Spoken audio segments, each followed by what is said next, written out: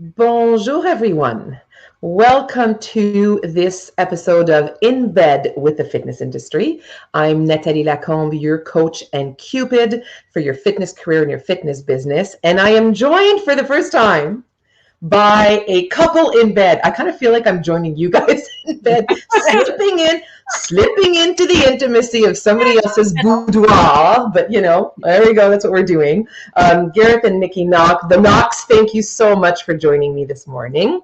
Hey, no, thank you. Thank you for having us. And this is probably my favorite setup of chat with somebody. And yes, cheers. I like it. Maybe we'll do this more regularly now. This way. Nice to see you both. So Gareth and Nikki, everyone, are actually what you would call a legit full-on fitness couple, having met at the gym, having both had wonderfully successful careers on two continents in the fitness industry, and within the last couple of years have launched their own business with the Nocks Academy. And I cannot wait for you to hear about how they are doing this together, how they decided that they wanted to do this together, and how they're changing the face of online fitness communities as a couple and as a family. So welcome, guys. Thank you. Thanks for having us. Nice to have you both. And so let's get into the boudoir and the in-bed things. First of all, Gareth, thank you for putting a Nocks Academy t-shirt on because you sleep in your birthday suit. He does. That's right. Just, because this is a podcast, but also on YouTube and also a vlog. So, or maybe we would have gotten more views. I don't, you know what? I'm open to it. I wasn't sure whether a Nocks Academy t-shirt would get me more traction or being here nude would get me more traction. Ooh, you know what? In the summertime, we'll do this again. We'll try a different way, and then we'll be able to compare and contrast. Let's do that. Yep. Deal. And Nikki, that's in a fleece, as per what you normally sleep in that way. And you both go to bed around the same time, 9:30 p.m., but Gareth is more of an early bird, 5 a.m. wake up, right? Every day. Every day. Work. So this is with or without an alarm. It's just you waking up at that time. So I'm the over preparer. So I always have an alarm, and I very rarely does it go off. I'm up just before on the dot, kind of clockwork. And it's funny. So good little tip. I have my alarm, but I have a vibrating alarm on my watch. This is a marriage saver little tip. I was going to say, because 5 a.m. for her would not be fun. No, it wouldn't be fun for me because I'd be in big trouble. So a punch in the face. I'm not gonna lie. Yeah. No, you got the skills.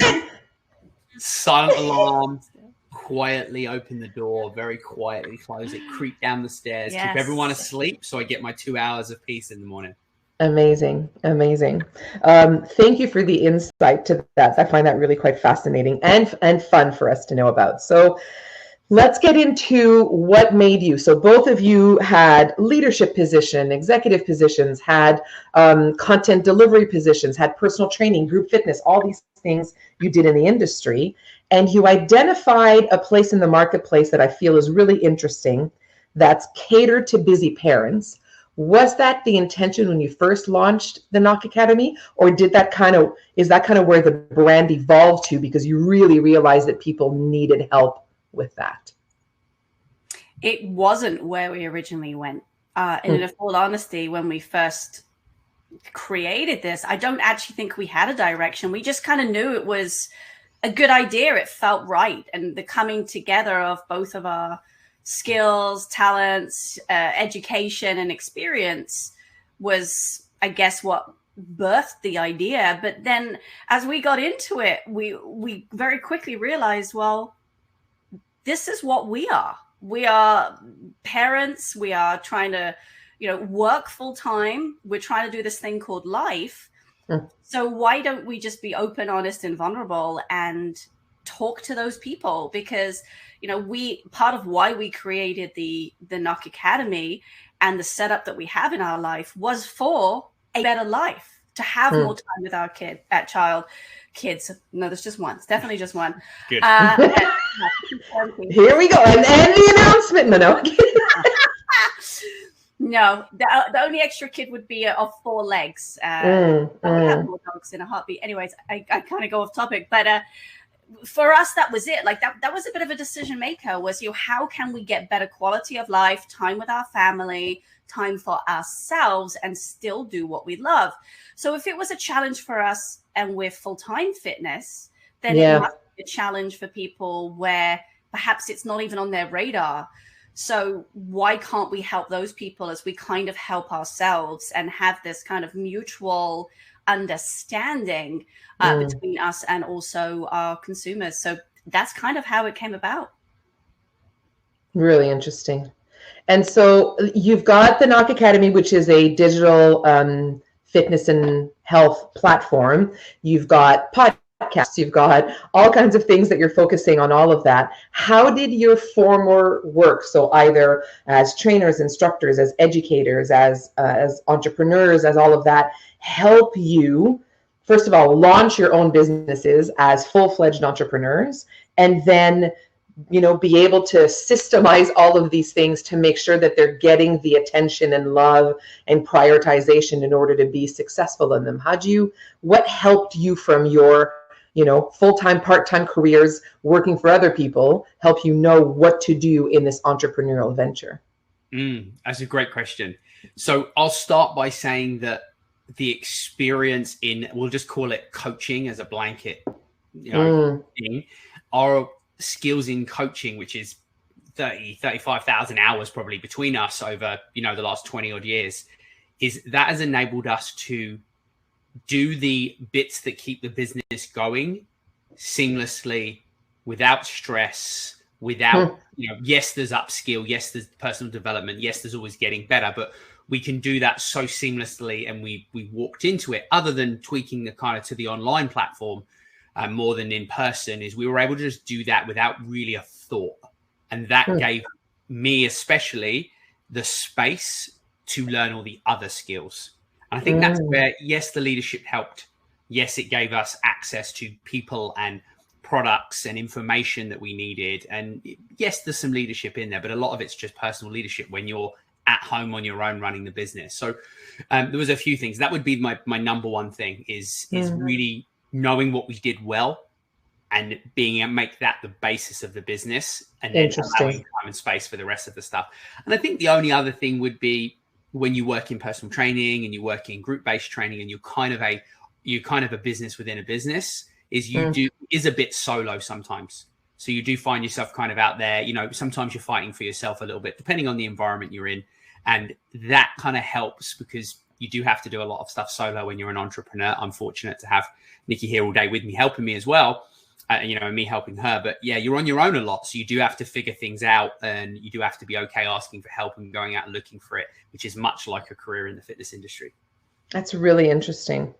I love that, the concept of so what's to ground yourself in what you do well, in your comfort zone, in the place that feels like home, to give yourself, even especially in the last couple of years that have had so much change, to be in a place where you've got a little bit of self-efficacy, you've got that self-confidence, so you can springboard off of that and be like, okay, now what do I need to learn, as opposed to feel like you're drowning. And so I love the idea that, because both of you on the Knock Academy platform, both of you coach in the things that are your wheelhouse. And there's, having had the pleasure of taking some of those digital classes with you both, there's things that you both have in common. There are things that are really distinct, but the sweet spot of them is just what the Academy feels all about, as well as the other coaches that you've brought on. How are you choosing who does what, and when? Is it purely schedule based? Are you like, well, you're more the morning person, so you're doing that, you stick to yoga? How do you pick and choose what each of you offer? Because there are things that you both do really well. Well, we started originally, at the beginning, okay, let's start with what we don't want to do.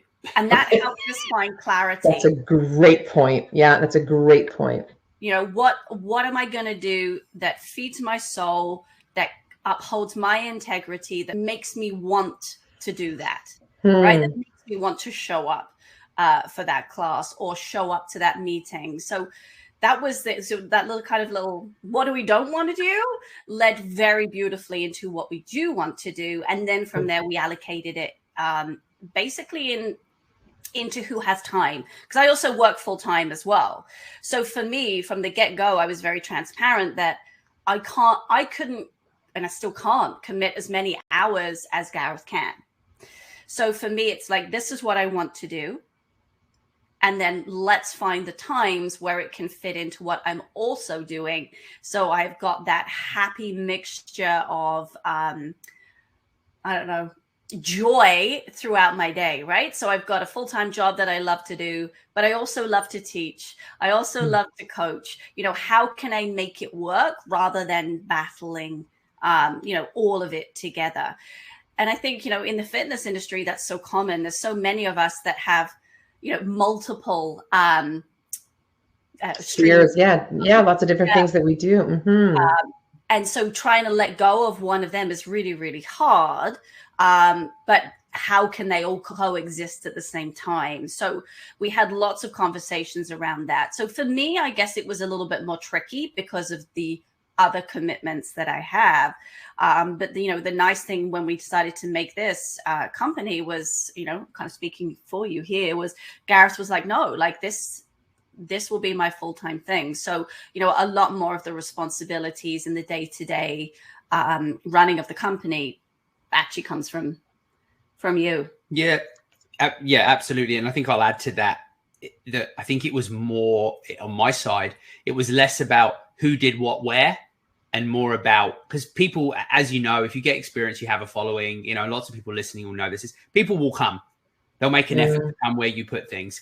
What was more important for us is we did it. I left the security of a full-time role in the fitness industry to do this so I could be here for our family. So to start throwing things on a schedule that didn't fit with that didn't make sense. So boundaries was the first place we started with. Yeah. We are going to operate this. And from my side, I work when our daughter's at school. That's the whole premise of the business. So I'm available. And that's where it came from a little bit more. And then it was like, okay, so we know what hours we've got. Where do we need to be flexible? I don't need to be flexible a huge amount because I'm here all day working on the business, to Nikki's point. And then it's just about balancing the schedule. And Nikki does a great job of that with her experience in, group fitness management. So it was able to create a balanced schedule that fitted people, but within the boundaries that we originally set. I love the concept of boundaries. Thank you for sharing that. Thank you both for enlightening us with that. As it relates, Gareth, to the working in the business versus on the business, because you've got the Knock Academy, you've got Knock Who's There, which is your perfectly named podcast. You've got a few other things going on. A lot of them have been, I think everything's been launched for at least a year now. Are you at the point where you're like, now I know how many hours and when to put into what? Or are you still constantly resystemizing the schedule of where you put your time in the business, on the business, of the multiple service and revenue streams that you have? Great question. I'd love to be the entrepreneur that said I had it all figured out. I got everything different. It's all over the place. It's good for me. So this is what's important, is this is, I can share my thoughts and people can take it as advice. However, everyone's different. I am very, very big on scheduling and building, the organization and being on top of stuff and controlling stuff. So for me, it was actually a good learning curve as a an owner and operator of a business to let go of that a little bit and be okay with the things just kind of flowing as they flow. Now, there is some structure. However, where I put my time really depends on where we are right now in the month, in the week. Do I have multiple podcasts to record this week? I put a lot of my time in that. Is there something I need to work on to launch next month? I need to put my majority of my time in that. I know what needs to be done. I know the minimum daily that needs to be put in for me to operate, and everything else kind of flows a bit more, probably on a more of a weekly schedule now, which is a very new concept for me, but it's helping me grow and develop as a person as well as a business owner. But this month as well, just to kind of add in, is the first month where we've come together and decided that actually moving forward now we do need a little bit more of a coaching on this. Yep. So we have actually sourced a business coach as well. So I think you've got to go through that first year of a little bit, of figuring out, like you said, Natalie, how many hours does this take? I think you've got to go through both extremes to find the sweet spot. And then now we're at the point where we feel like, okay, so we have a grip on our multiple offerings. Now we need direction for business growth. So that's the point that we're at now, which is kind of cool. Yeah, that is really cool. And it's not just like most people who, how they work in fitness, right? Sometimes you can go out and do things really organically, and do things really naturally. And sometimes you're like, no, I need a coach now to get to my next goal. And then it floats back in and out, and that's okay. And that makes a lot of sense. So speaking of how this has worked out, how has this impacted, how have you spending more time at home impacted your family life? Are you, because you were, and this is me being really curious, if I'm in your bedroom, I may as well ask the question. Do you compartmentalize? Are you like, as of this time or whatever, we are not talking about work? The fact that you're both in the business and both entrepreneurs, do you block out hours of a day where it's like, we are not allowed to even do a Instagram story for the next 2 hours? How does it work? How do you separate it? Are you like, it's the flow of our life and we're okay with it?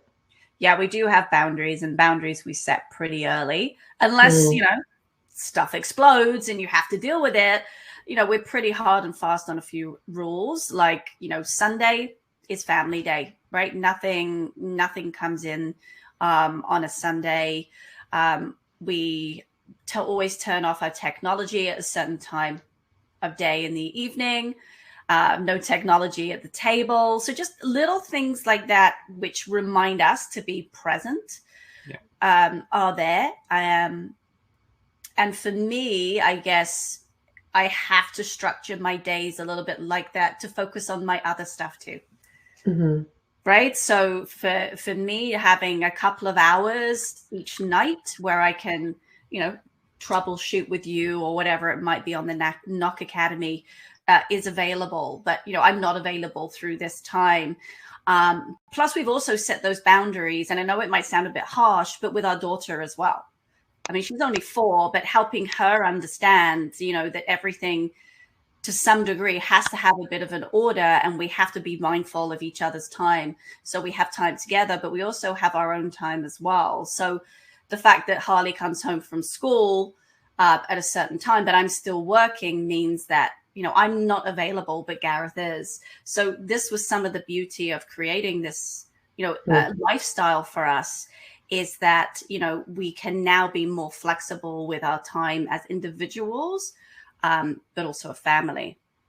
And so it's fun to have your spouse as a business partner also. Things that you're like, boundaries, everybody, if you're going to try this, is that the lesson? Yes. So yes, it is fun 90% of the time. Sometimes it isn't, like anything. You disagree on stuff, and you go back and forward. But for the most part, yes. But it is about that boundary setting from the start, and to kind of go back to the original question as well. And the compartmentalizing of it, we do it in a way, but I think that we're great at communicating. And as Nikki mentioned, we communicate as a family about where we do things, and there are boundaries, but they're more of a family boundary, and the business rolls into that because it is a business built on, it's a lifestyle for us. So it has to be part of family life. Otherwise, I don't think it would work. But, like we said, there's no work between like 7:15 and 8:45 because that's the time we get ready for school and go to school. There's no work between 2:30 and like 5:30 because that's picking up from school, coming home, getting ready for dinner, doing, fun things. Me and Harley generally hang out at that time and do stuff, and then there's nothing at dinner time. And then, it can start again after that if it needs to at 7 p.m. So there's no real boundary of we start work at this time, finish work at this time. However, there's times when we definitely don't do it, as Nikki mentioned. And it is just part of our life. It's kind of a whole holistic thing. And the boundaries are useful for personal life and for the business. And because if to your point, it's your business and it's your family and it's your lifestyle and it's your hobby. And from time to time, you're like, dude, I just want to work out just to work out, not to work out to get an idea for right? That's the thing. That stuff about being in this industry is for most of us, it's also our pastime. It's also our friendships. If we go out to dinner with somebody, all we ever talk about is this stuff anyways. Yeah. And so, it is all, we're swimming in it always. And from time to time, it's nice to come up for air and focus on something that allows us to escape a bit, right? That's 100%. That's what 5 a.m.'s for. See? Duly noted. Okay, we wrote it down twice, Gareth. We're good. We got the 5 minutes. There's no emails coming in. Hilarious. There's no anything. It's just quiet time. It's either working out or walking the dog in peace and quiet. So yeah, but that's exactly what that's for that to disengage. But it's nice, right? Like having a partner in the same industry as you. There's just that level of understanding which isn't there and hasn't been there in past relationships. Like we get it, right? I get that Gareth gets up early and does his workout at that time, and that's okay, right? He gets that sometimes, I want to work out in the evening. There's just that mutual understanding. There's also mutual understanding that, I will go out, and take a class in the evening, right? And it's not resented in any way. It's just part of our lifestyle and what we enjoy as individuals. So there is something to be said about having somebody in the same industry as you. But yes, sometimes you are right. It does become overwhelming. And do we talk about anything else? Yes. It's just for 5 minutes. Yeah, that's too funny. I don't want to know how many grams of protein. Yeah, just for 5 minutes. I understand. Tell us about the projects that you guys are excited about in the months to come. So we're at the beginning of 2022. What are some really exciting things that you guys have coming up? You want to go? Yeah. So biggest thing for us coming up, I guess, in the short term, and I mentioned about how when one thing needs to be done, we have to put our focus on it. So for us, it's going to be moving the business towards, is probably the wrong word, starting to integrate some higher end training options within what we do. So we built our base, we feel like we're over delivering and bringing something that's unique.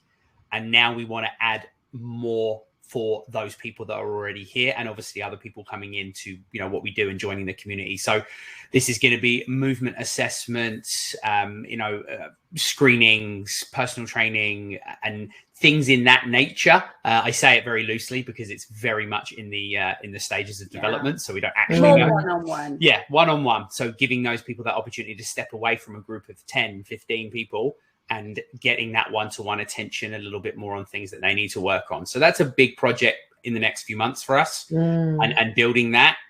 And I guess beyond that, really, there's not a lot, a very singular focused for the next couple of months on that, I think. Nice. That sounds really exciting. Because I'm sure, again, now that you've built it, like you said, you've got the community, and there are all of those people who want and deserve and can afford and are looking forward to doing something a little bit different, taking their goals to the next level. And it's great that you guys have positioned yourself as being the perfect source for that, digitally, as we move forward with that, or in whichever way is available to you. So looking forward again back to the rest of the year, what are some things that you've noticed in the industry at large? Because the three of us have also had some really interesting conversations about what's happening in the industry. What have you seen that makes you optimistic? What are you excited about? What are you grateful for as being part of this big family and industry that is fitness and wellness, as we get into and we continue into this exciting year that we have ahead? What I've seen more than ever is collaboration. Is teamwork for our industry as a whole. And don't get me wrong, each individual business is trying to make money and be the best and be the brand. But what I've really seen over the last year, maybe a little bit longer, and optimistic about the future, is that these wonderful conversations and connections and collaborations still happen.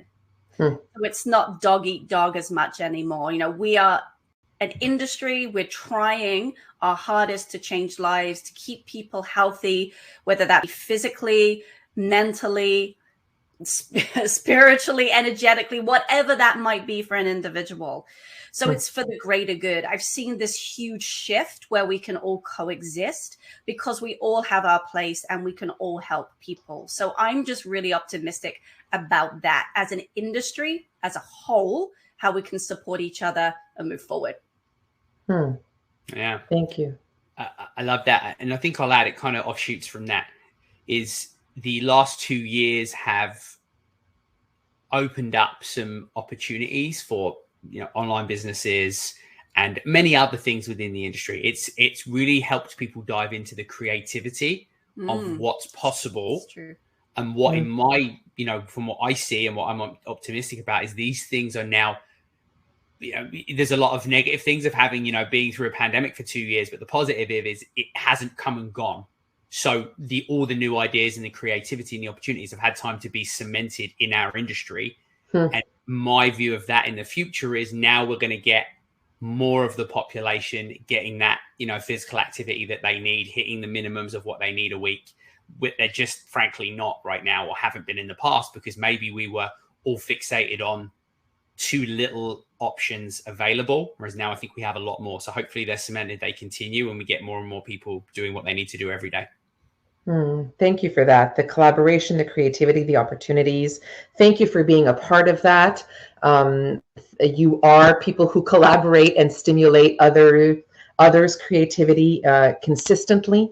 And so I thank you both for your collaboration, your friendship, and everything you do to create this community and make it feel really accessible to parents and to everybody out there who wants to better their lives and enjoy the wellness as part of a lifestyle. So I thank you. I'm grateful for you. I'm grateful for the time that you took in bed today. I might invite you to stay there for another 6 minutes if Gareth lets you.